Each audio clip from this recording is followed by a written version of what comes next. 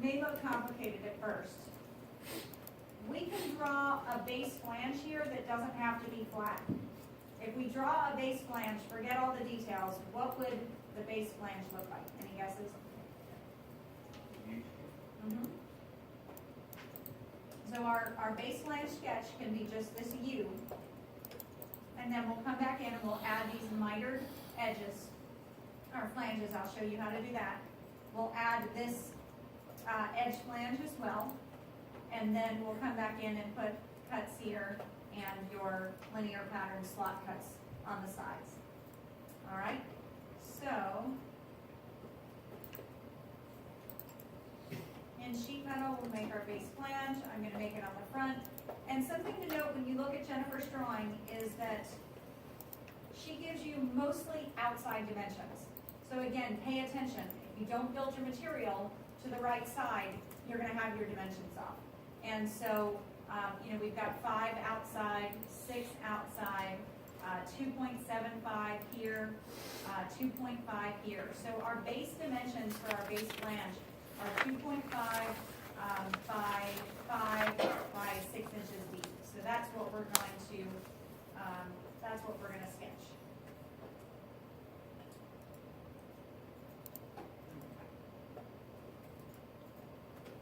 So let's see. I'm already in here, right? Yeah. I'm just gonna exit that there and start again. Okay.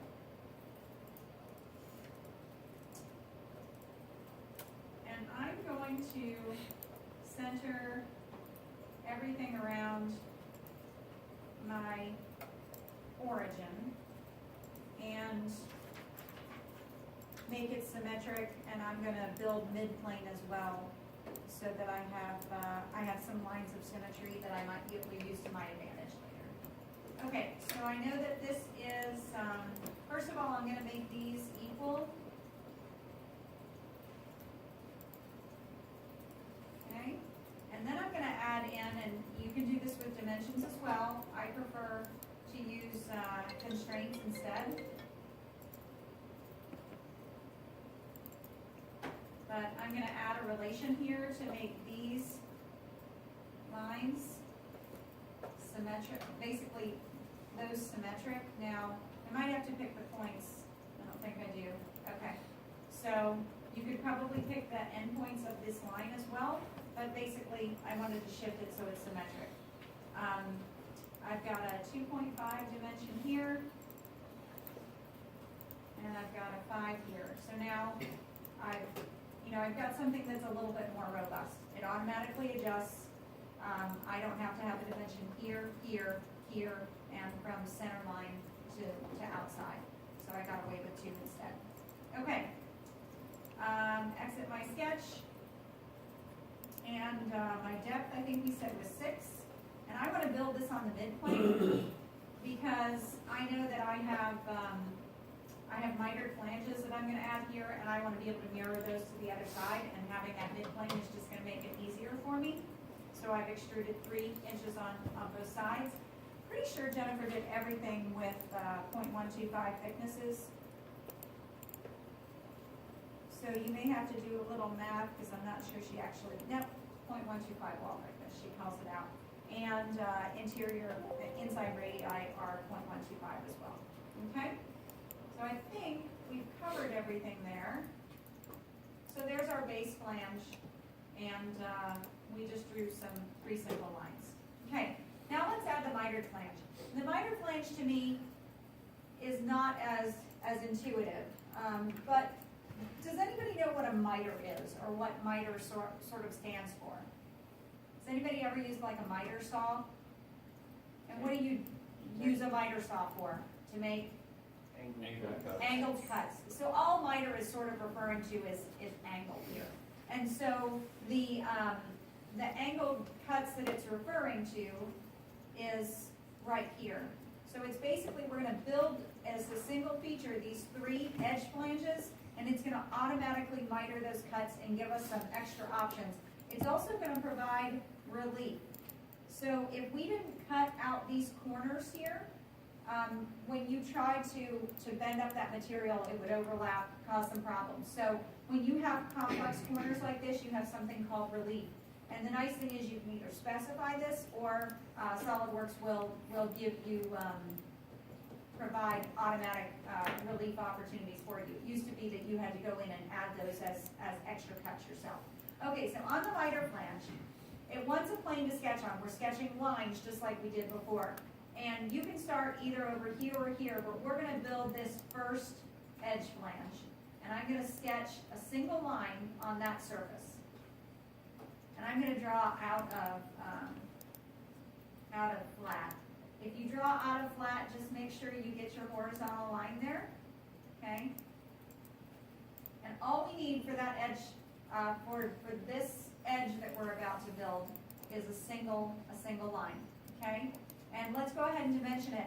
And Jennifer gives you a 1-inch dimension on that. And is it 1 inch? No, it's 0.625. But it's measured from this outside wall or edge. So we have to go from here to here, or you can do the math yourself. But you can pick that existing edge, okay? So that's all we need.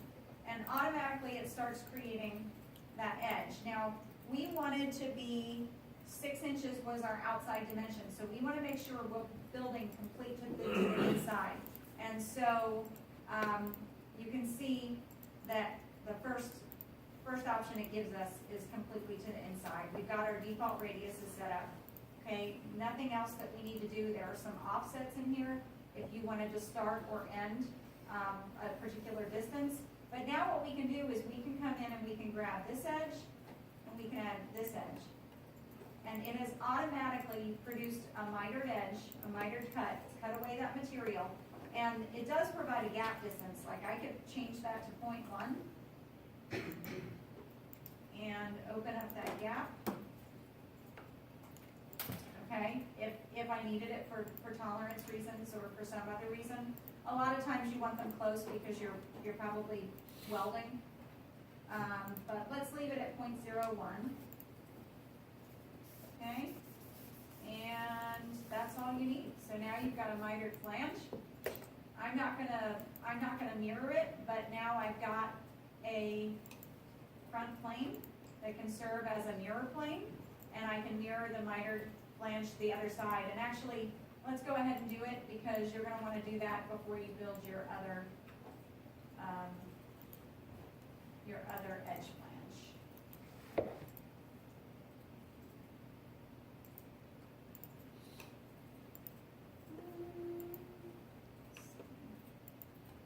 There we go. It likes features instead of bodies. Okay. All right, so that's mirrored. Let's add an edge flange at the top. I'm going to pull on this edge here. Okay. You can see it's building that material partially outside, but what you can see from Jennifer's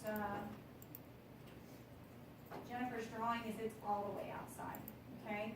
And it's got a distance from the outside, so we're already set to that dimension of 1.25, okay? And our radius is already set as well, so I think that's everything we need there. And you can always come back in again with your measure tool and just make sure that we got the normal distance dimension that we were looking for. Okay? All right. So, does anybody need to see the pattern slots? You've done linear patterns before, you've used the slot tool before. You can, what I would suggest, you can do this different ways. You could sketch on this plane, you could sketch on any of these vertical planes, and you could do a through all or an up to surface extruded cut. If it was me, I'm probably going to sketch on the right plane and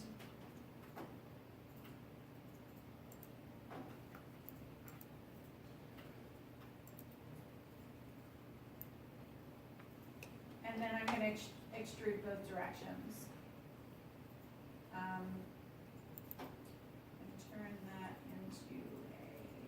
And you've got, actually in sheet metal, you do have an extruded cut option there too, but you can use either one.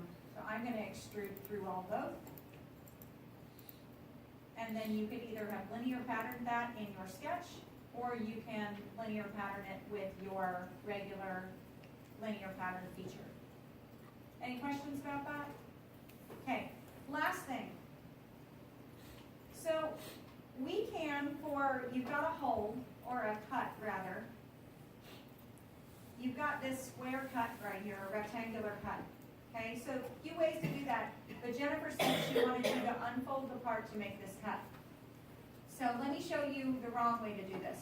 If I go into sheet metal, I'm going to flatten my part, okay? And it assumes the base flange, it assumes a base surface to remain fixed, and then everything else folds down. And the nice thing about it is it already knows what's a bend and what's not a bend, and it does all the nice math for you, which is great. If you built this in a regular feature without sheet metal, you wouldn't be able to, you'd have to do a completely different model and all the calculations in order to get your flat pattern. So if I flatten this, I can go ahead into features and I can do, or sheet metal, I can do an extruded cut on this surface. I can go ahead and do a corner rectangle, and I'm not going to dimension it. And I'm going to go through all, and there's my cut. All right, so now I'm going to unflatten it. Where did my cut go?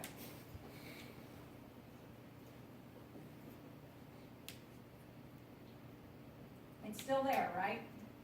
It's still in the feature tree, but it's underneath the flat pattern. Anything that gets underneath the flat pattern gets suppressed when you hit this button. So that's why you have to use these fold and unfold commands.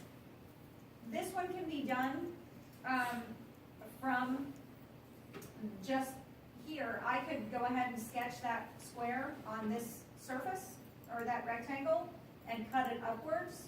I could sketch it on this surface and cut it downwards, either way. But Jennifer wants you to learn how to fold and unfold. So we're going to unfold, and it's asking for a fixed face, which I'm going to pick the bottom. And then bends to unfold, I'm going to choose just this bend. Okay?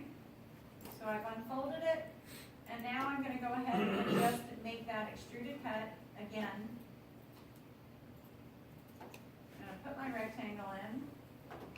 And again, you don't have to pick here. I could make my rectangle like that if I really wanted to dimension it that way. And we'll do through all. There's my cut. But now I have to go back and I have to fold it back up again. So it already has a fixed face. I'm just going to pick the bend to fold back up again, and voila. So if you have some complex geometry that for some reason you have to cut out, and it's easier to cut it out of the flat, you would use the fold and unfold. All right? Everybody happy? All right. Let's do the last one, weldments. Okay. So on weldments, you are